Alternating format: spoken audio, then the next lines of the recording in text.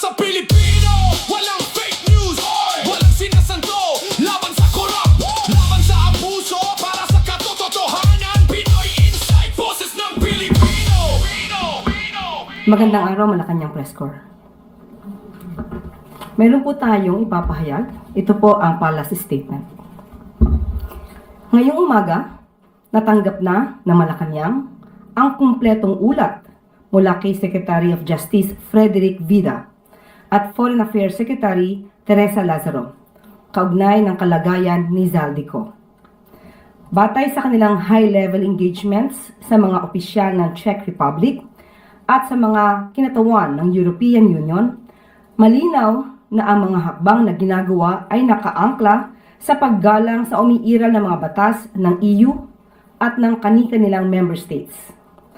Ang ganitong mga usapin ay nangangailangan ng masinsinang diplomatikong proseso at koordinasyon sa pinakamataas na antas, at ito mismo ang ating ginagawa mula nang matukoy na hawak siya ng Czech authorities kaugnay ng paggamit ng invalid documentation. Sa kasalukuyan, kumpirmadong wala na sa kustodiya ng Czech authorities si Zaldico. Meanwhile, the DFA has received highly reliable information that Zaldico has a pending petition for political asylum in France. He has been requested to be transferred to and is now under the jurisdiction of French authorities. All missions in Europe have been instructed to obtain further official confirmation. Nananatiling matatag ang posisyon ng pamahalaan. We will work with foreign governments through every legal channel available under international laws to bring Zaldico home and face the graft and malversation cases filed against him. Gagawin natin ang lahat ng naaayon sa batas at sa diplomatikong proseso. Yan po ang ating statement sa araw na ito. At maaari na po akong tumanggap ng inyong mga katanungan. Unang tanong mula kay Rafi Allen, Daily Tribune. Hi ma'am, good afternoon po. Ma'am, sa kumpirmasyon ni SOJ na wala na nga si Zaldico sa Czech Republic, ano po ang susunod na hakbang bukod po sa binanggit, ng gobyerno bukod sa binanggit? Of course, patuloy pa rin po ang gagawin ng gobyerno para po mapabalik at mapauwi si Zaldico dito sa ating bansa at para maharap niya ang kasong naisampa sa kanya. At bukas po ay magkakaroon ng pagpupulong. Pinatawag po ng ating Pangulo ang ambassador ng France at pati ang ambassador ng Czech Republic or Charge d'Affaires. At para mapag-usapan kung anong pagkukulang, kung anong dapat na ginawa at ano yung dapat na maaari pang gawin para maibalik si Zaldico dito sa ating bansa. Ma'am, and last question po. There are calls na ilabas ng palasyo ang total costing ng pagpunta ng Prague ng government team sa Prague. Is the palace inclined to do this? Para lang kasi ang sinasabi is wala naman daw nangyari at dahil hindi naman naiuwi si Zaldico. Hindi naman po nagpunta doon ng ating mga opisyal para magbakasyon. Pinunta po nila doon ay trabaho para po sa kondisyon at kalagayan ni Zaldico. Kung ano man po ang nagastos dito, ito po ay trabaho ng gobyerno. Maaari po itong makita sa COA. Sunod na tanong mula kay Tristan Nadalo, Newswatch Plus. Hi, Yusek. Good afternoon. Follow-up lang po sa statement na sinabi nyo regarding Zaldico seeking political asylum sa France. How big of a challenge will this be now in bringing him home? Lalo na po, di ba, once nag-apply ka ng asylum, but once nag-start yung process na yon, medyo mahirap, complicated na po yung magiging status. Dapat din po natin igalang kung ano ba ang batas at polisiya ng ibang bansa kung saan siya nag-file ng petition for asylum. At maaari, isa to sa maaari mapag-usapan ng ating Pangulo sa ambassador ng France. Following the announcement of the Justice Department po kagabi rin na wala na nga po si Zaldico sa Czech Republic, ilang mambabatas po ang nagbigay ng kanilang komento on what happened. You have Akbayan Representative Chel Jokno saying isang malaking kapalpakan, the government must explain what happened, and they must also assure the Filipino people that they are doing everything possible to find Zaldico. Si Senator Ping Lacson naman said, our government has nobody to blame except itself. Comment lang po nga. Unang-una po, hindi po isinawalang bahala ng pamahalaan. Lumalaman natin, na malaman ng Pangulo at ng gobyerno na nasa kustodiya ng Czech authorities si Zaldico, agad pong pinaalam ito sa inyo. Alam po at agad pong nagtrabaho at pinapunta ang ating mga high-level officials doon. Nagkataon lamang po na mayroong batas na sinusunod din po ang Czech Republic dahil wala pong nalabag na batas si Zaldico sa Czech Republic. Ang tangi lamang po nag-issue kung bakit siya po na-hold at siya po ay nailagay sa kustodiya ng Czech Republic ay dahil sa invalid documentation.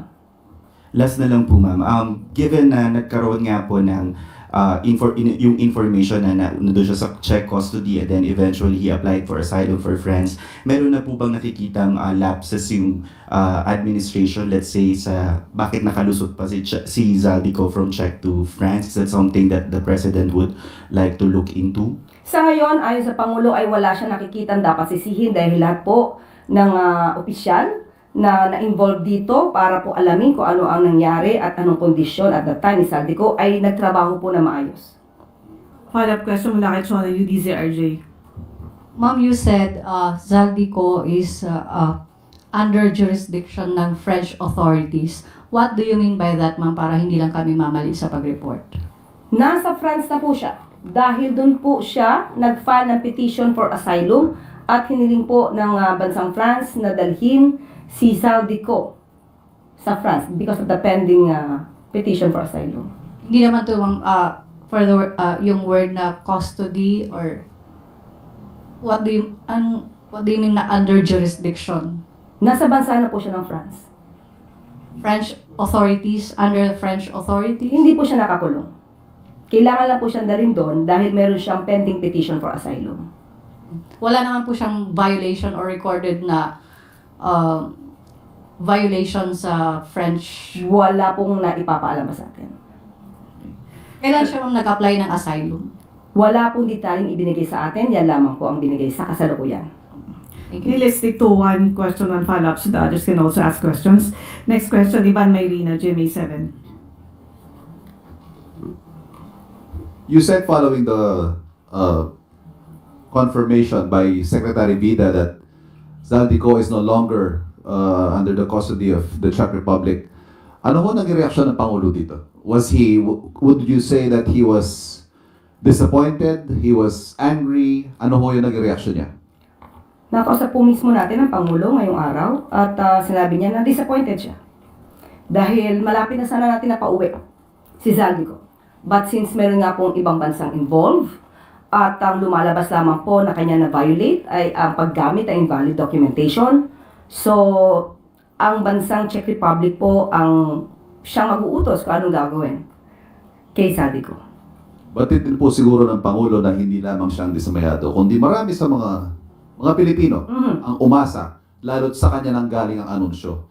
Doesn't the President feel compelled to issue an apology over the announcement that he made himself?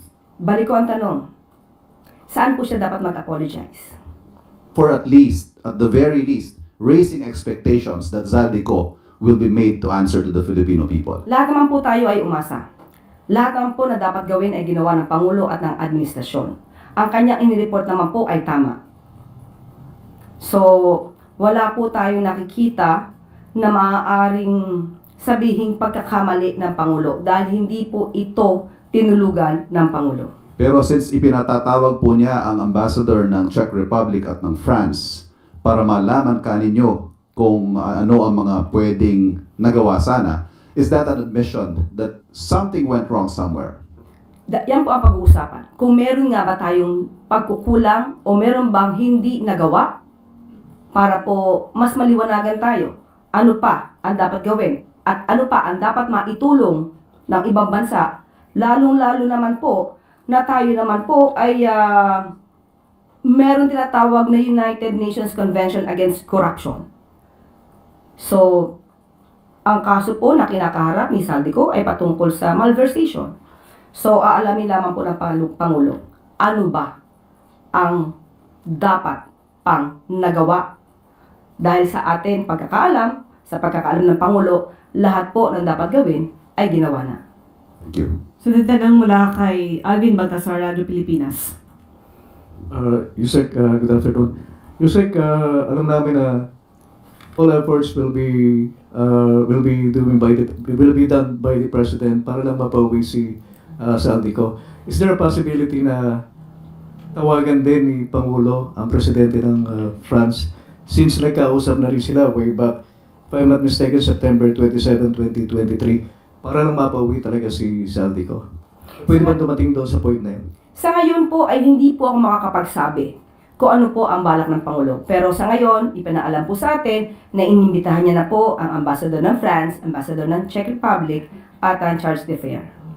Yusek, ngayong nag-file ng asylum si Saldico, medyo mahihirapan ba ang Pilipinas kung sakasakali? Kasi sa mga, sabi rin ng mga legal experts, mukhang mahihirapan yata pagka nag-seek ng asylum si Saldico.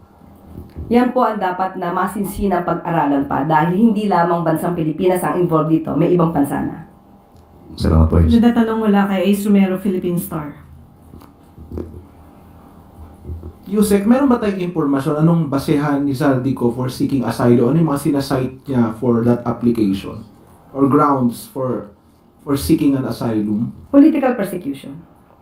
So clinically niya he's being politically persecuted here in the country, so he's seeking an asylum sa France. Yun ang inihatid sa ating impormasyon. Ano naman po ang inyong masasabi sa ganong claim ni Ko? Unang-una, bago po siya, sa ngayon hindi ko po alam yung pinaka-timeline, anong date, kung kailan siya nag-file ng petition for asylum, pero alam natin na bago pa man nangyari ang lahat, siya ay hinahabol na at pinababalik dito para sagutin ang mga alegasyon tungkol sa malversation, pagnakaw di umano ng pondo ng bayan. So, wala pong masasabing political persecution dito. Maliwanag po yan. Salamat po. Sunod na tanong mula kay Mads Moratillo, Net 25. Hi, ma'am. Ma'am, baka lang po alam niyo po, yung timeline, gaano katagal na na-hold sa Prague or anywhere sa Czech Republic si Saldico, inabot ba ito, ma'am, ng ilang araw or oras? Batay na rin po sa report ni Secretary Vida. And from Czech, ay pumunta po siya diretsyo ng France. Ganun po ba? Ang pinakadetalye po ay si Secretary Vida ang magsasabi pagdating niya po dito sa Pilipinas.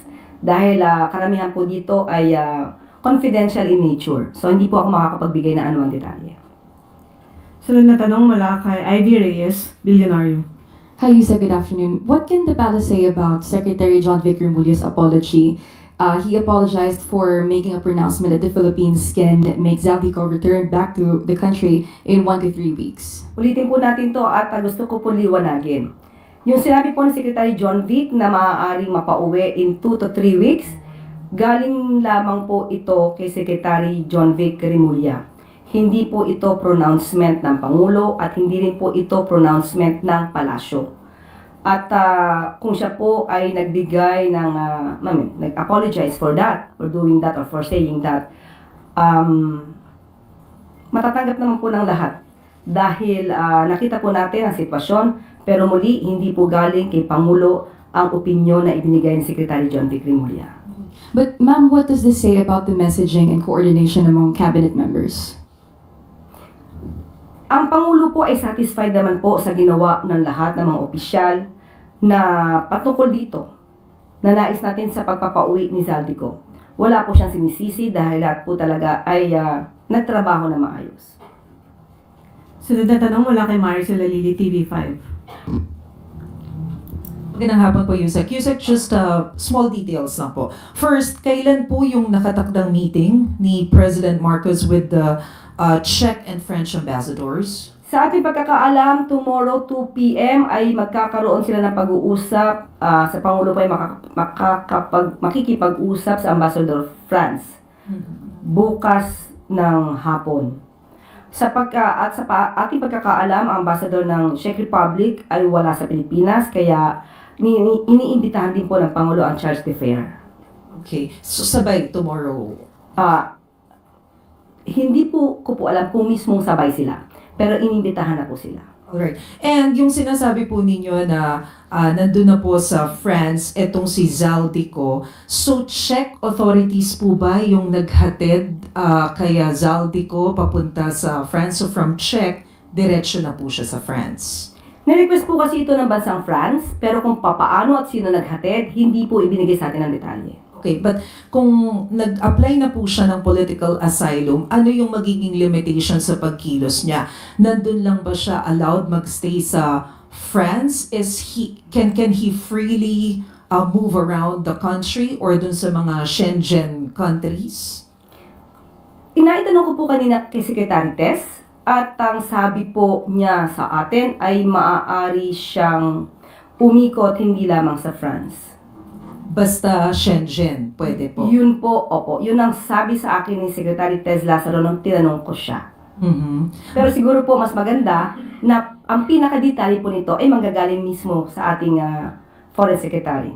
But since meron na pong coordination yung Philippine government sa France and sa Czech Republic, can we say na closely monitored na si Zaldi? Identified po ba natin yung exact location niya? Hindi ko po masasabi kung identified. Ayoko pong ibigay yung detalye dahil ayoko naman po ding ipaalam ako ano man ang magiging operasyon ng gobyerno. Thank you, Yusek. Sunod na tanong mula kay Harley Balvena, IBC. Yusek, ma'am, how's our relationship right now with the Czech Republic? Will this affect how we treat or the level of respect we have with the Czech Republic? Because Zaldico is a high-profile fugitive accused of large-scale corruption, and yet the Czech Republic seems to have been somehow lenient or did not act with full urgency with regard to Zaldico. And even now, they remain strict in disclosing information to us, like when asked by Justice Secretary Frederick Vida on the possible exit points of Zaldico from Czech Republic, the Czech government declined to share information citing the Schengen rules and data privacy. Ang paggalang po sa polisiya at batas ng ibang bansa ay hindi naman po dapat maging hadlang ito sa magandang relasyon ng Pilipinas saka sa Czech Republic. Kailangan din po natin igalang kung ano po ba yung pinapatupad nilang batas doon. Okay. So, ma'am, will this scenario serve as a lesson for us that in the future we can strengthen the relationship with Czech Republic? We can, pwede na po tayong bumuo ng, for example, extradition treaty or other cooperation po para maiwasan na po yung mga ganito. Actually, pag-uusapan po yan, yung mutual extradition process. At pero sa ngayon, wala pong sinasabing hindi naging maganda ang relasyon natin sa Czech Republic. Nagkataon lang po na meron din silang batas na pinapatupad. Sunod na tanong mula kay Clay Pardilla, PTV. Hi, Yusek, follow-up lang po. Will the President ask the French ambassador or the French government to prevent Zaldico from acquiring political asylum? I don't think so. The President will not do that. Dahil hindi po niya panghihimasukan kung ano po ang magiging desisyon ng ibang bansa. Follow-up question mula kay Tristan Nadalo. Ma'am, pero is this a growing concern for Malacanang that some high-profile fugitives are trying yung asylum route para po makaiwas sa accountability and responsibility? Yes, yan naman po yung nasa isip natin. Yan din po ang nasa isip ng Pangulo dahil yung iba natin mga pugante, yan ang ginagawang last resort para ma-delay ang pagpapauwi sa kanila sa Pilipinas. So, hindi magandang pangitain. Sunod na tanong mula kay Chloe Ufana, Business World. Ay ma'am, may iba lang po ako. Ma'am, earlier today, nagpulong po ang Uplift Committee. May we just get an update, ma'am? Ano mga napag-usapan? Okay, bigyan ko ng konti. Supposed to be dapat bukas na to, pero bibigyan ko kayo ng konting detalye. Okay, tungkol sa Uplift Committee meeting, na napag-usapan po ang balak na gawing batas. Ipapasa po ang proposal na magkaroon ng Uplift Bill. Ang layunin po nito, unang-una ay alisin ang 2 taong pagbabawal sa pagsasama sa panukalang budget ng mga item na idineklarang ipon o savings. Pangalawa, para magbigay ng listahan ng mga programs, activities, and projects na maaaring ponduhan mula sa mga nakalaang budget. At pangatlo, layunin din itong bigyan ng kakayahan ang pamahalaan na magamit ang unreleased appropriations at unobligated allotment mula sa fiscal year 2025 GAA at ang unreleased appropriations mula sa fiscal year 2026 GAA. At good news po dahil sa ngayon ang buffer stock ng supply ng langis ay tumaas mula 52 hanggang 54 days. At napag-usapan din po ang malawakang rollback sa presyo ng diesel. At ayon din po kay Secretary Kiko Chu Laurel Jr., may sapat na supply ng bigas, chicken, pork at yun. Sa Pilipinas na aabot sa katapusan ng taon. So, and by the way, meron po tayong Uplift website, www.uplift.dbm.gov.ph, kung saan makikita po natin ang pinakaprograma ng Uplift ng ating pamahalaan para mapakita natin ang 5 pillars ng Uplift, ang saving lives, ensuring sufficient supply of fuel, assisting sectors in need, keeping food prices within reach, and ensuring supply of electricity. So far, yan po ang summary ng napag-usapan po kanina. Ma'am, may timeline na po ba tong uplift bill? Gagawin po ba siyang urgent or priority bill? Yes. Dahil napapanahon. Dapat lamang po. Yes, ma'am, priority and urgent. Wala pong naibigay sa ating timeline sa ngayon. Hindi ko po, walang naibigay sa ating timeline. Pero definitely, ito ay papamadaliin. Okay, thank you. Sunod na tanong muna kay Samuel Mandanilla, Business Mirror. Good afternoon, ma'am. Magpa-follow up lang rin po ako dun sa yung na-mention po nila sa Uplift Committee. May na-mention po na parang funding request. May total na po kaya na proposal yung Executive Department na special budget request sa Congress under dun sa bid. Sige Sam, mamaya siguro kukunin ko yung pinaka-numero kasi wala sa aking summary dito pero bibigyan kita ng pinaka-complete report for that. Ayun, tapos sa other matters na lang po, meron po ba rin update po ang Malacanang kung aprobado po ni President Marcos yung proposed bridge connecting Aklan to Boracay po? Nabalitaan na po natin, nabalitaan din po ng Pangulo ang nangyayari po dito at sa ngayon po pinamamahala muna kay DPWH Secretary Vince Dizon at akin na lamang po ay humingi po tayo ng update patungkol po dito. Pero sa ngayon po ay hindi pa po niya tayo nabigyan ng update. Pero once nabigyan niya po tayo ng update ni Secretary Vince Dizon, ibibigay ko po sa iyo, Sam. Pero approve po ba siya ng Pangulo? Hindi ko pa masasabi sa ngayon. Thank you po. Wala nang tanong mula sa NPC. Balik sa iyo, Yusek Claire. At dyan po nagtatapos ang ating press briefing. Magandang araw para sa Bagong Pilipinas.